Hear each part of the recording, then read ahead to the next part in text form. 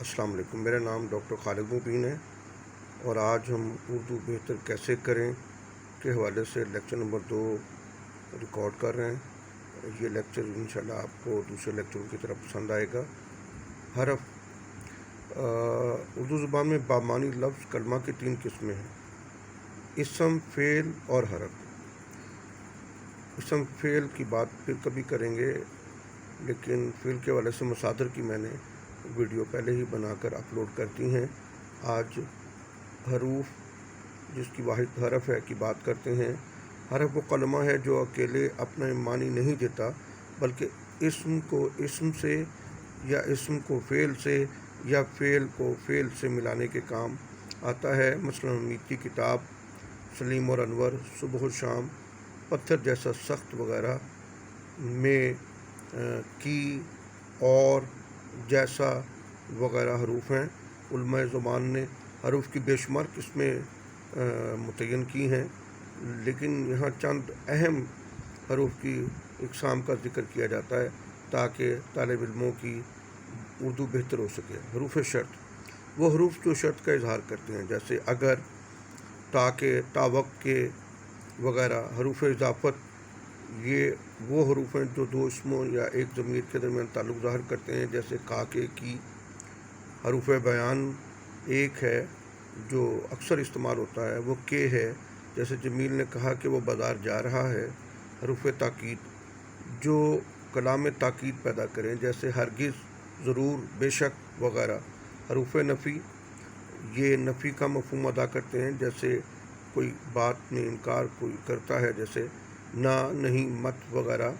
حروف استفہام وہ حروف ہیں جو سوال پوچھنے کے لیے استعمال کیے جاتے ہیں، جیسے کیا، کیوں، کب، کون، کیسے، کیوں کر۔ اور ایسا جملہ جس میں یہ استعمال ہوتے ہیں، اس کے آخر پر سوالی نشان بھی آتا ہے۔ حروف انبساط وہ حروف جو خوشی کا اظہار کرتے ہیں، ان کو فجائیہ بھی کہتے ہیں، سبحان اللہ، آہا، واہ، خوب۔ حروف تعسف وہ حروف ہیں جو دکھ یا افسوس کا اظہار کرتے ہیں، جیسے اف، ہائے وغیرہ۔ حروف ندا یہ بھی فجائیہ کی قسم ہے۔ یہ حروف کسی کو پکارنے کے لیے استعمال ہوتے ہیں، جیسے ارے، اجی سنیے، جناب۔ حروف تحسین جو کسی کی تحسین کریں، جیسے شاباش، خوب، واہ، مرحبا۔ حروف تخصیص کسی چیز کی تخصیص کرتے ہیں، مثلا بس، ہی، صرف، فقط وغیرہ۔ حروف تردید ایسے حروف جو کسی شے کو مسترد کرتے ہیں، جیسے خواہ یا چاہے، نہ وغیرہ۔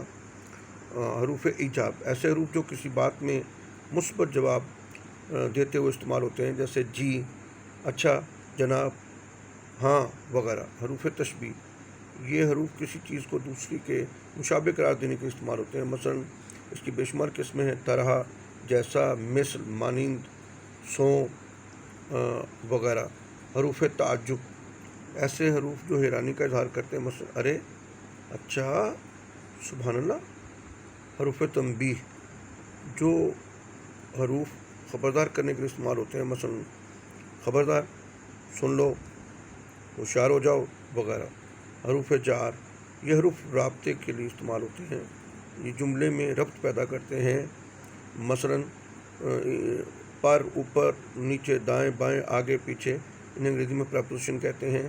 حروف عطف عطف کے معنی جوڑنا ہے، وہ حروف جو جملوں کو جوڑنے کے کام آتے ہیں، مثلا اور، واؤ، یا وغیرہ۔